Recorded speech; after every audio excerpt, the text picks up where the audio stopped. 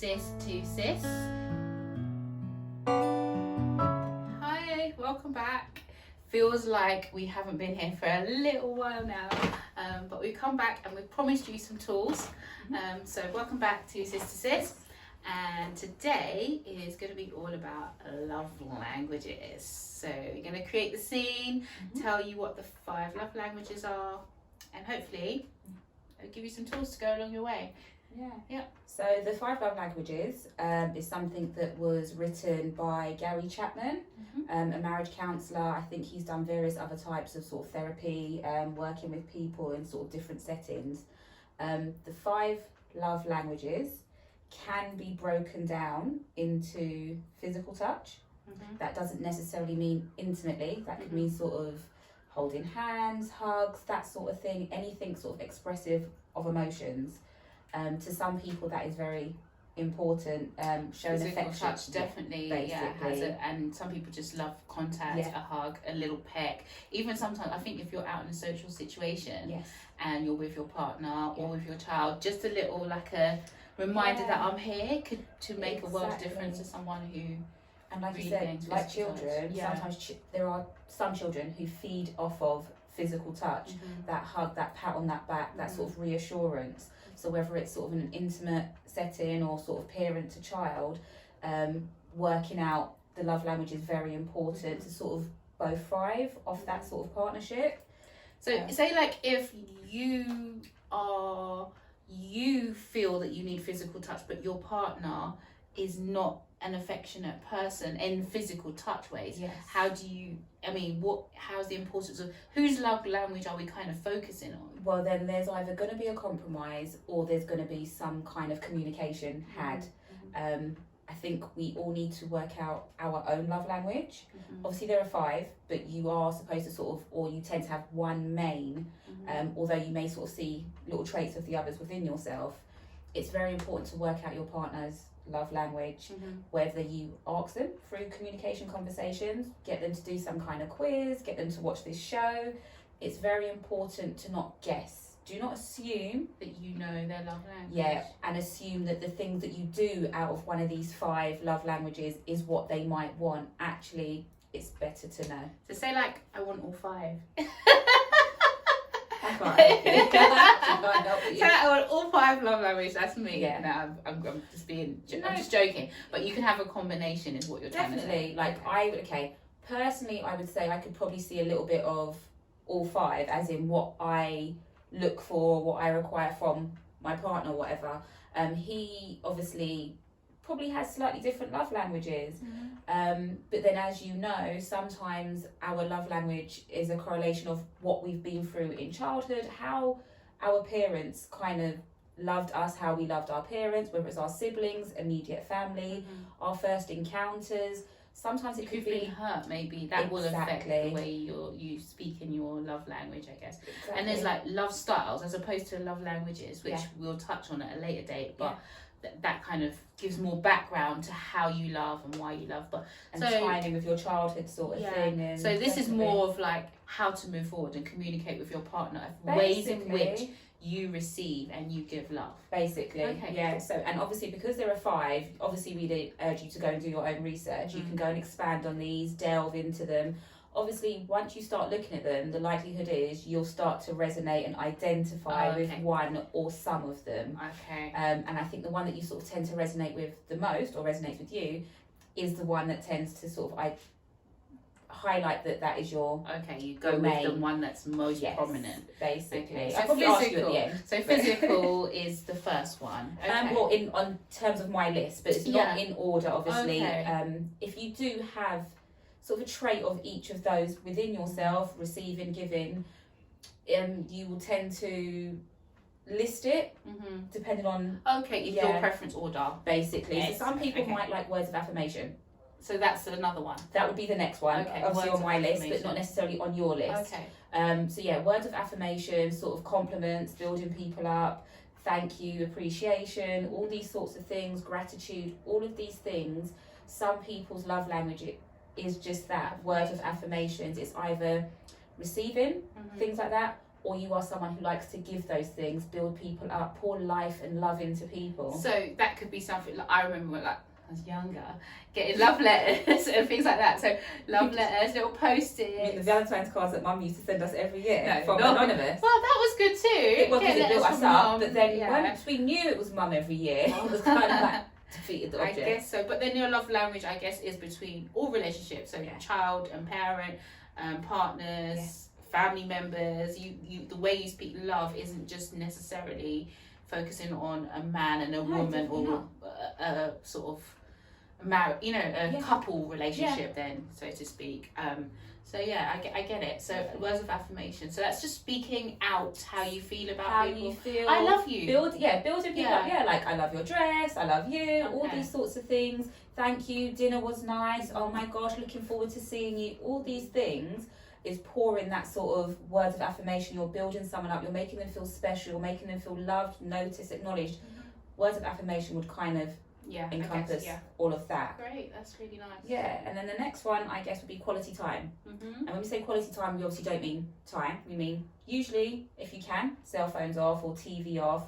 Obviously, there are some people who enjoy music and things like this, but it's more basically talking about concentrated, focused time. Like being really present with being that person. in the moment, Yeah, exactly. And I think sometimes people confuse being present with being present being there. Yeah. And that is not the presence we're talking about. We're talking about being in the moment, being aware of what's happening.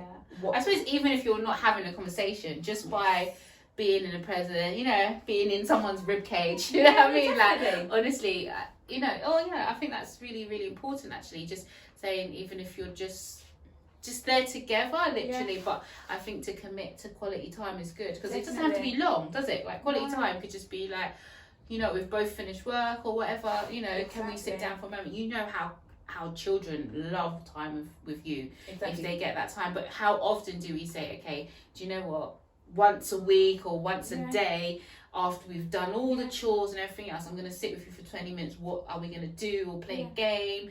That quality time is so needed, but it doesn't always happen. It doesn't. How many times have you witnessed, I know you work in education, how many times have you witnessed a child trying to talk to their parent that's on the phone or talking to another parent that's totally distracted? Well, we literally banned mobile but phones. the disheartening sort of look or feel on a child's face where they're not being given that quality time. It could just be they want to tell you how the day was, what they ate that day. And you can see how it kind of can break sharing of time, literally. Basically. Okay, that's what it so is. Quality time. Quality I think I'm ticking like 1, 2, and 3 so far. But anyway, we'll see if one resonates and then I think quality time would be the opposite of that. Would be someone who values quality time would sort of get really upset if you sort of have broken dates, if broken things like that. Okay, we're going to meet up now. I'm going to cancel. Obviously, things happen, but somebody who values quality time with you doesn't take too well to always being then let down, or you always having to reschedule, because then that kind of backfires on the quality time that they really value with you. I'm just thinking some people that like really appreciate quality time by themselves as well. Like that's obviously a different thing, but I'm just thinking like my partner does like, he's just grown up in a house that was really busy, and he does appreciate time where he always has, where he's just, he'll build a man cave or, somewhere like that where he has his own time. And I appreciate that's actually what he needs. He doesn't always need to be literally in my boat.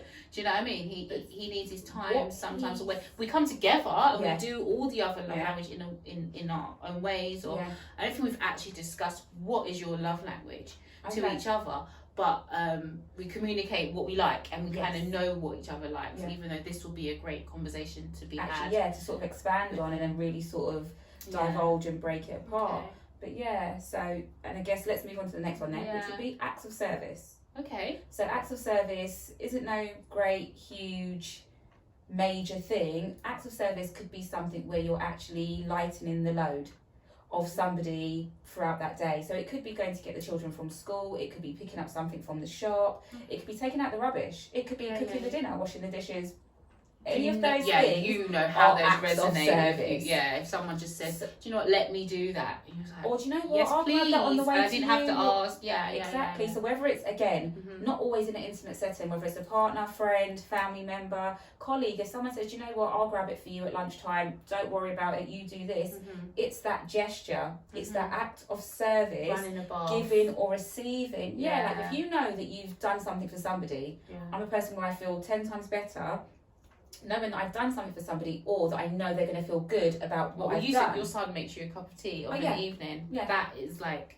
an act of service, which I'm sure Literally. you're so grateful for when it comes, you know. One less cup of tea that I have to make in the evening. Yeah, of course, I love that act of True. service. Yeah. Okay. So yeah, That's really nice. Yeah, so it doesn't have to be anything major. When someone says act of service, I think they think it means getting down on one knee, or booking a hotel and whisking you off to a sort of tropical island. When in actual fact, it's the little it can be done every day. Yeah, it's the things every that day. make a difference. Babe, to your day. finish with your plate. I'll take your plate in the kitchen for you. Don't worry about it. They're little acts of service that one, lighten your load, but reassure, reconfirm, and sort of identify these affirmations within your loved one. Great. Wow. So yeah. So we've done 1, 2, 3, and 4. So Yeah. we've had physical touch, words of affirmation, quality time, acts of service, and the last one will be receiving gifts.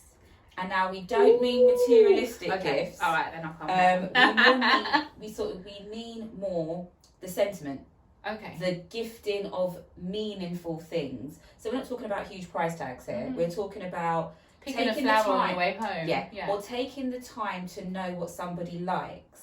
Like if I know what you like, well, I bought you crystals the other day. Yeah. I know what you needed. Yeah. Well, tapped into you, know what you needed. And I thought, you know what? I'm not going to wait for her to have to go and get them.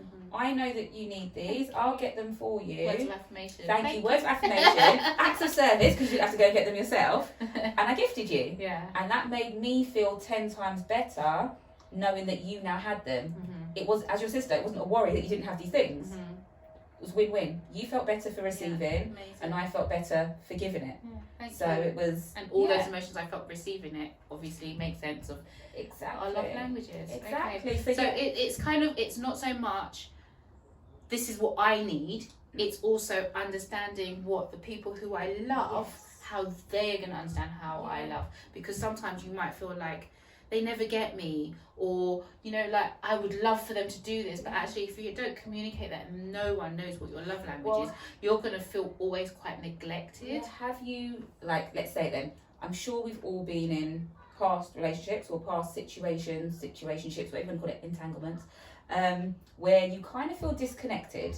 So you could be telling someone that you love them, you could be doing acts of service, you could be doing all the things, or one of these 5 or all of the 5, and they still don't feel loved, and they still don't feel appreciated.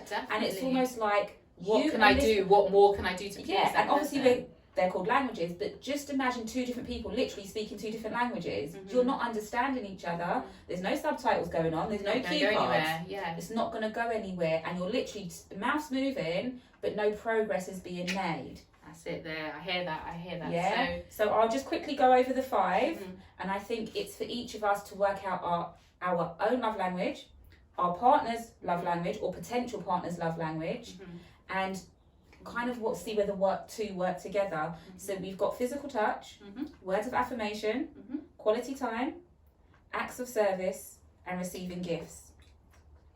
I think acts of service is probably mine. Yeah. And quality time. You think acts of service? And gifting. Well, no, you didn't say I no think to anything. in the order, I think probably acts of service and quality time. I think that's me. I think just doing the little things to just help my day out, little niceties, you know. You come in, you can maybe smell dinner cooking, you know, like you didn't know that person was going to cook. Or that to me says I really love you, because I've just thought about how to make your life easier. It's a symbol of love. Let's be honest, a love language, a symbol of love. Acts of service and followed by quality time, or both at the same time. See, I would level. actually, mine differ from you. I think mine would be words of affirmation. I think I'm very big on words and know that words are very powerful. Anyway. Wordsmith and all that. So I think I'm very big on words of affirmation. I'd say quality time and physical touch. And although acts of service are fantastic, I think when you are feeling the other 3, you'll bubble through your own acts of service, if you know what I mean. Yeah, You'll kind of just float through. Yeah. So I think, definitely physical touch. With those. Yeah.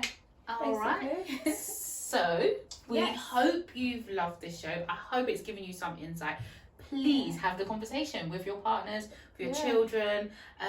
Delve deeper into each one.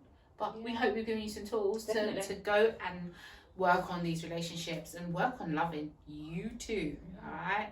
Yeah. Sister Sis. See ya.